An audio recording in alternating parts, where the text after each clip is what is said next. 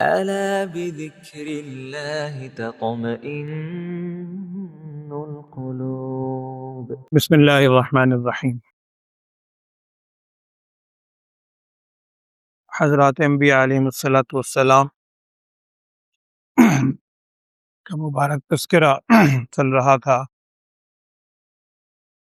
کل میں نے آپ سے عرض کیا تھا کہ حضرت موسیٰ علیہ الصلاۃ والسلام کے جب اخیر وقت آیا اس وقت کیا کیفیت ان کے ساتھ ہوئی تھی، وہ میں نے ایک دو بار عرض کی تھی، اور اس کے بعد یوشع بن نون کے حوالے سے آپ سے عرض کیا تھا کہ وہ ان کے بعد نبی بنے۔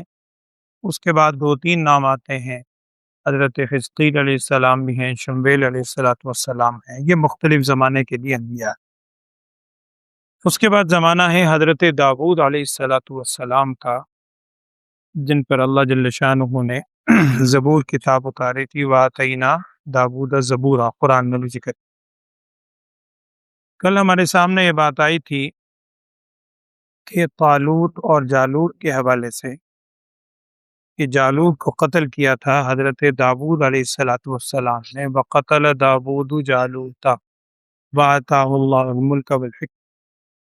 اس وقت داؤد علیہ السلام نوجوان تھے، کم عمر تھے، اسی وجہ سے داؤد علیہ السلام کو جب نبوت عطا کی گئی، اس سے پہلے ہی یہ اپنی قوم کے نزدیک بڑی ایک امتیازی شان رکھتے تھے، کیونکہ ان کی بہادری مشہور ہو گئی تھی جالوت کو قتل کرنے سے، اور اس کے بعد ان کو بادشاہ بھی بنا دیا گیا تھا اس ملک کا، اس علاقے کا جہاں پر یہ مبعوث ہوئے۔ اس سے پہلے حضرت یعقوب علیہ السلام کی اولاد میں ہیں یہ سب، اور حضرت موسیٰ علیہ الصلاۃ والسلام کے بعد بعض نے 500 سال، بعض نے کچھ اور مدت لکھی ہے کہ ان دونوں کے درمیان اتنا فاصلہ ہے حضرت داؤد علیہ السلام اور موسیٰ علیہ الصلاۃ والسلام کے درمیان۔ یعقوب علیہ السلام کی اولاد میں ایک اولاد میں اس سے پہلے نبوت چلتی رہی، اور دوسری اولاد میں سلطنت اور بادشاہت زیادہ چلتی رہی۔ داؤد علیہ السلام وہ پہلی ہستی ہیں جن میں نبوت اور بادشاہت اللہ تعالیٰ نے دونوں چیزیں جمع۔ وَقَتَلَ داؤد جالوت وَآتَاهُ اللَّهُ الْمُلْكَ وَالْحِكْمَةَ، یہ دونوں چیزیں عطا کی۔ چنانچہ داؤد علیہ السلام نے 35 سال کتابوں میں لکھا ہے، 35 سال تقریباً حکومت کی، اور بہت ہی بے مثال حکومت کی حضرت داؤد علیہ السلام۔ قرآن میں سورہ بقرہ کے آغاز میں آپ نے پہلے پارے کے اندر ایک واقعہ سنا ہے بنی اسرائیل قوم کا، اگرچہ وہاں نبی کا نام نہیں ہے، لیکن بیشتر مفسرین کا کہنا یہی ہے کہ وہ حضرت داؤد علیہ الصلاۃ والسلام کے زمانے کا واقعہ ہے۔ قرآن میں جو واقعہ ہے اس کا مفہوم یہ ہے کہ بنی اسرائیل کی قوم نے ہفتے کے دن کے بارے میں انہوں نے سرکشی اختیار کی۔ ان کو یہ کہا گیا تھا کہ بھی ہفتے کے دن شکار نہیں کھائے۔ یہ وادی طور، کوہ طور اور غالباً فلسطین کے درمیان ایلا نامی ایک علاقہ آتا ہے، وہاں پر یہ قوم آباد تھی دریا کے کنارے۔ ان کو اللہ جل شانہ کی طرف سے آزمائش تھی، حکم یہ تھا کہ بھی ہفتے کے دن شکار نہیں کھیلنا، دریا کا جانوروں کا، مچھلیوں کا شکار کر دریا کے کنارے رہے۔ اب چونکہ آزمائش تھی اللہ تعالیٰ کی طرف سے، آزمائش کی صورت یہ بنی کہ ہفتے کے روز مچھلیاں بہت آتی تھی، بہت مچھلیوں پر اچھل رہی جا رہی۔ اب یہ مچھیرے تھے، مچھلیاں پکڑنے والے، اب ان کو لالچ بھی ہے، مچھلی پکڑنا چاہتے ہیں، اللہ تعالیٰ کی طرف سے ممانعت ہے کہ مچھلی کے شکار نہیں کر۔ جب ہفتے کا دن گزر جاتا تھا، چونکہ آزمائش تھی، اگلے دنوں میں مچھلی بہت کم ہوتی تھی، بڑے دور دور تک ان کو جانا پڑتا تھا چھوٹی موٹی مچھلی کو آتا۔ اب انہوں نے اس کا ہیلا یہ نکالا اپنی سوچ کے مطابق کہ ہم اپنا کام بھی کر لیں اور ایک طرح سے وہ ہفتے کے دن کی جو ممانعت ہے وہ بھی باقی رہے۔ انہوں نے کیا کیا کہ ہفتے کے دن ان لوگوں نے دریا سے، ایسے جیسے نالیاں سے آپ نکال لیتے ہیں کہ دریا کا پانی دریا کے کنارے کچھ نالیاں سے نکال کے اور آگے حوض بنا لیے اپنے بڑے بڑے تالاب۔ اب ہفتے میں جب مچھلی کثرت سے آتی، ظاہری بات ہے ہر طرف ہوتی مچھلی، یہ آگے جا کے مچھلی کو تھوڑا سا ادھر گھیر کے لاتے، وہ مچھلی اس نالیوں کے ذریعے سے تالاب میں آ جاتی۔ ہفتے کے دن وہاں جاتی، وہاں سے آ کے اس تالاب سے جو واپسی کا راستہ ہے دریا کا وہ بند کر دیتے۔ مچھلی تو ایک طرح سے شکار تو ہو ہی گئی، اور اپنی سوچ یہ تھی کہ ہم اگلے دن جائیں گے اور اس تالاب سے جا کے مچھلی کا شکار کر لیں۔ بظاہر جب انہوں نے بند کر لیا، چاہے وہ جال میں بند کریں چاہے تالاب میں بند کریں، شکار تو اسی کو، تو اپنے طور پر انہوں نے یہ سوچا کہ نعوذ باللہ اللہ کو دھوکہ دیں گے، اللہ کو بھی راضی کر لیں گے کہ ہفتے کے دن کے شکار نہیں کیا اور اپنا الو بھی سیدھا کر لیں، شکار پہ خوب آ جائے۔ یہ ان کے اندر ایک بہت بری عادت تھی۔ داؤد علیہ السلام آتا ہے، مفسرین نے لکھا یہ اس وقت نبی تھے، اور انہوں نے جا کر پھر ان کے سامنے یہ بات کی، ان کو سمجھایا۔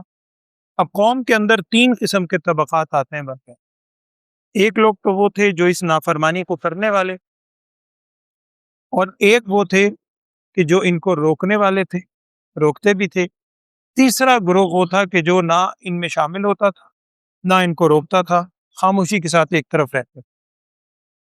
اب اللہ جل شانہ کی طرف سے بار بار جب ان کو تنبیہ کی گئی، حضرت داؤد علیہ السلام کے ذریعے نہیں مانے، اب اللہ تعالیٰ کی طرف سے وہ عذاب آیا۔ قرآن میں ہے کونوا قردۃ خاسئین، قرآن کے الفاظ ہیں کہ ایک دن ایسی صورتحال پیش آئی کہ ان لوگوں نے جو نافرمان تھے، جب انہیں اندازہ ہو گیا اللہ کی طرف سے عذاب آنے والا ہے، داؤد علیہ السلام نے بھی کہا، انہوں نے ان کی بستی الگ کر دی اور ان کے درمیان ایک دیوار بنا دی۔ دیوار کے ادھر وہ رہتے تھے نافرمان، ادھر دوسرے فرما بردار رہتے۔ ایک روز اللہ کی طرف سے جب عذاب کی کیفیت ہوئی تو یہ جو فرما بردار تھے، انہیں اندازہ ہوا کہ وہاں سے آوازیں نہیں آ رہی صبح کے وقت۔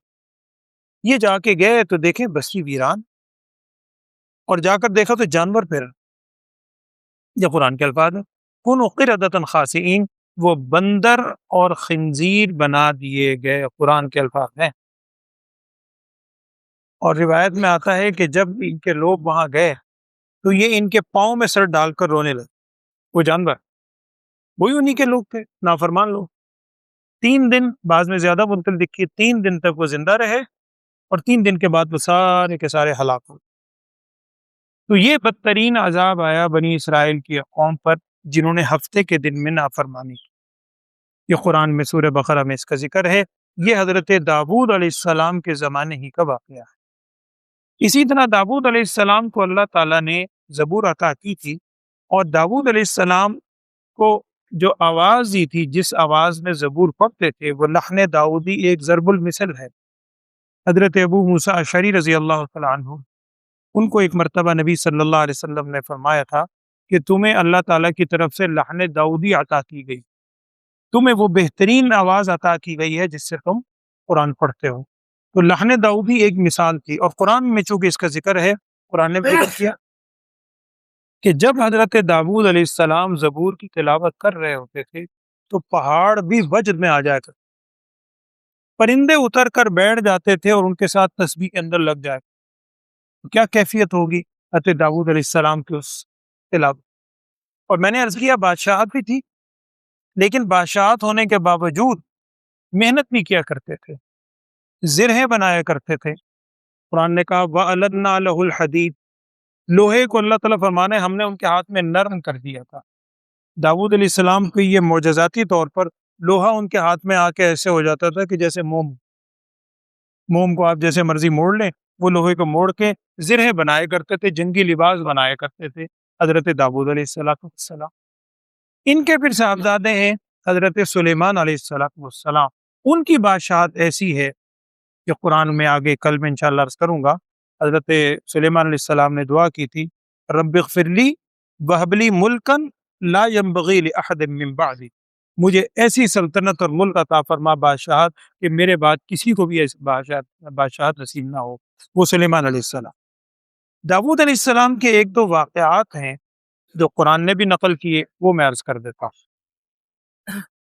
ایک واقعہ تو یہ ہے کہ ایک مرتبہ داؤد علیہ السلام بیٹھے ہوئے، چونکہ بادشاہ بھی تھے، انہوں نے اپنے کاموں کی تقسیم ایسی کر رکھی تھی، ایک دن پورا دن اللہ کی عبادت کرتے تھے، ایک دن سارا وقت لوگوں کے فیصلے کیا کرتے تھے، عوام، پبلک ڈیلنگ جسے آپ کہہ لیں، اور ایک دن اپنے اہل و عیال کی ساری ضروریات میں صرف کیا کرتے تھے۔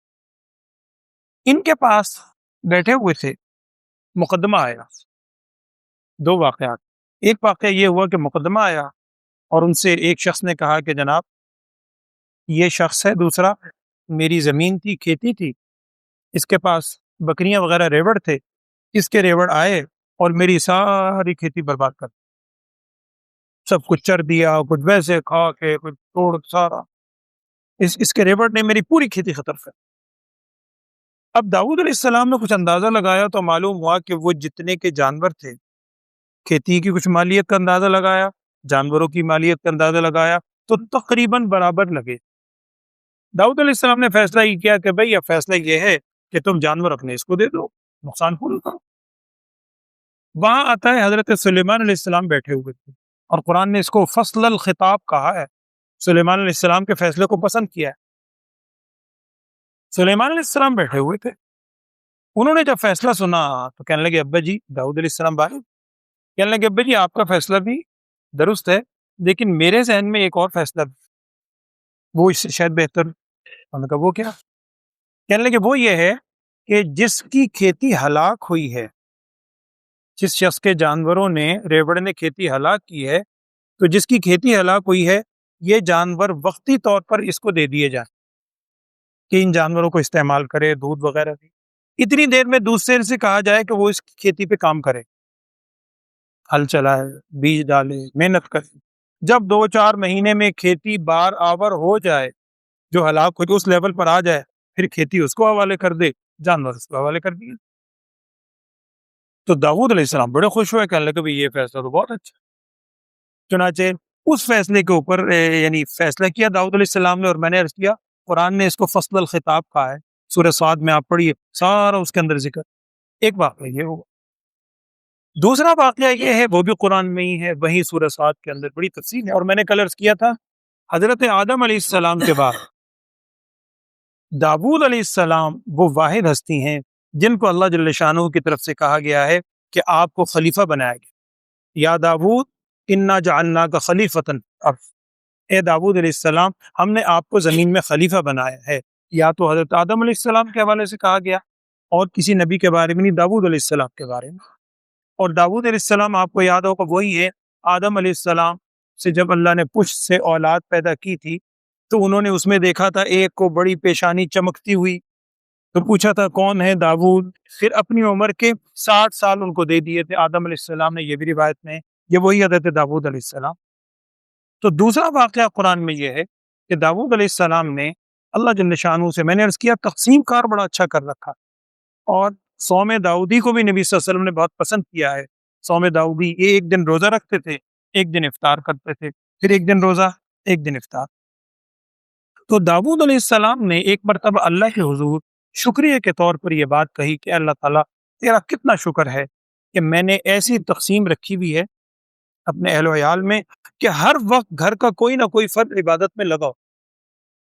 اگر میں جس دن کام کاج میں مشغول ہوں تو میری اولاد میں سے یا اور اہل و عیال میں سے کوئی عبادت میں لگاؤ، جب میں عبادت میں ہوتا ہوں وہ کام کا، ایسی میں نے تقسیم کی، بڑا بڑا شکر ہے۔ اللہ جل شانہ کی طرف سے کہا گیا کہ اے داؤد یہ بھی میرا کرم ہے، اگر میں نہ چاہوں تو آپ نہیں کر سکتے، اور میں ان قریب آپ کو آزماؤں گا، یہ روایت میں آتا ہے۔ اب آزمائش کیسے ہوئی؟ داؤد علیہ السلام بیٹھے ہوئے تھے، اور میں نے عرض کیا بادشاہ بھی تھے، ظاہری بات بادشاہ تھے تو باہر دربان وغیرہ پوری حفاظت ہوئی، عبادت کا ان کے دن تھا۔ داؤد علیہ السلام اپنے عبادت خانے میں موجود تھے، اچانک دیوار بھان کے یا کہاں سے 2 بندے اندر آ گئے۔ اب داؤد علیہ السلام سمجھ نہیں، یہ اللہ کی طرف سے آزمائش، فرشتے تھے، وہ اندر آ گئے، انسانی شکل میں آئے، اور انہوں نے کہا کہ اے داؤد آپ ہمارے بادشاہ ہیں، ہمارا ایک جھگڑا ہے، ہمارے درمیان فیصلہ کریں گے، قرآن میں ذکر ہے۔ انہوں نے کہا کیا جھگڑا ہے؟ انہوں نے کہا جھگڑا یہ ہے کہ یہ جو میرا دوسرا ساتھی ہے اس کی 99 دمبیاں ہیں، لہو 99 نعجۃ ولی نعجۃ واحدہ، اور میری ایک دمبی ہے، اس کے پاس 99 ہیں دمبیاں، میرے پاس ایک ہے۔ اب یہ چاہتا ہے کہ میری جو ایک دمبی ہے وہ بھی یہ ہتھیار۔ اب آپ بتائیں اتنا بڑا ظلم ہے، یہ ہے وہ، بڑی اس نے دہائی دی۔ داؤد علیہ السلام نے کہا کہ یہ تو بالکل غلط ہے، اور بالکل غلط فیصلہ ہے، یہ بڑا ظالم آدمی، اس کو چاہیے کہ اس کی دمبی واپس کرے۔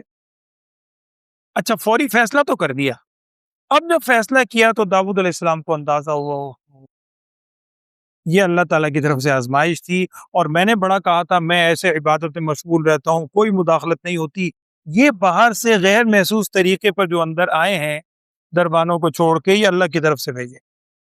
چنانچہ فوراً اللہ کے حضور پہ توبہ کی اور ساری کیفیت قرآن میں بھی اس کا ذکر۔ تو یہ داؤد علیہ السلام کو دوسرا واقعہ ہو۔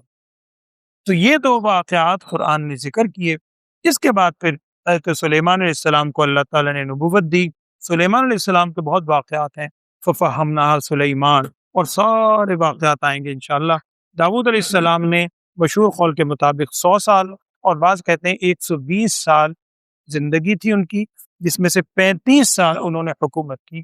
سیدنا حضرت داؤد علیہ السلام، جن پر اللہ تعالیٰ کی طرف سے زبور نازل ہوئی، وَآتَيْنَا دَاوُودَ زبورا۔ اس اب تک جتنے 500 سال میں موسیٰ علیہ السلام کے بعد جتنے انبیاء آئے تھے، وہ زیادہ تر تورات کے مطابق فیصلے کرتے تھے۔ اور زبور کا معنی بھی بعضوں نے لکھا ہے ٹکڑا، لکھی ہوئی بھی معنی آتا ہے کہ یہ تورات ہی کا حصہ تھا، تورات ہی کے احکام کا آپ یوں سمجھ لیجیے کہ تتمہ تھا، اس کے اندر وہی چیزیں بیان ہوئی تھی زبور کے اندر۔ اس کے بعد پھر حضرت عیسیٰ علیہ السلام کو انجیل دی گئی، پھر قرآن مجید، یہی چار مشہور آسمانی کتابیں ہیں۔ اب داؤد علیہ السلام کے بعد سلیمان علیہ السلام، پھر دور آئے گا حضرت یونس علیہ السلام مچھلی والے، اس کے بعد پھر حضرت زکریا علیہ السلام، یحییٰ علیہ السلام، اور پھر حضرت عیسیٰ علیہ السلام۔ اللہ تعالیٰ تمام انبیاء سے سچی محبت مودت ہم سب کو نصیب فرمائے، آمین۔ الحمدللہ رب العالمین، اللہم صلی علی سیدنا و مولانا محمد وعلی آل سیدنا و مولانا محمد وبارک وسلم۔ یا اللہ تمام انبیاء سے سچی محبت اور عقیدت ہمیں عطا فرما۔ قرآن کی جو باتیں ہم روز پڑھتے سنتے ہیں، ان میں جو عبرت کے پہلو ہیں، ان سے عبرت حاصل کرنے کی اور قرآن پر کامل طور پر عمل پیرا ہونے کی توفیق عطا فرما۔ وصلی اللہ تعالی علی خیر خلقہ سیدنا و مولانا محمد وعلی آلہ وصحبہ اجمعین، آمین برحمتک یا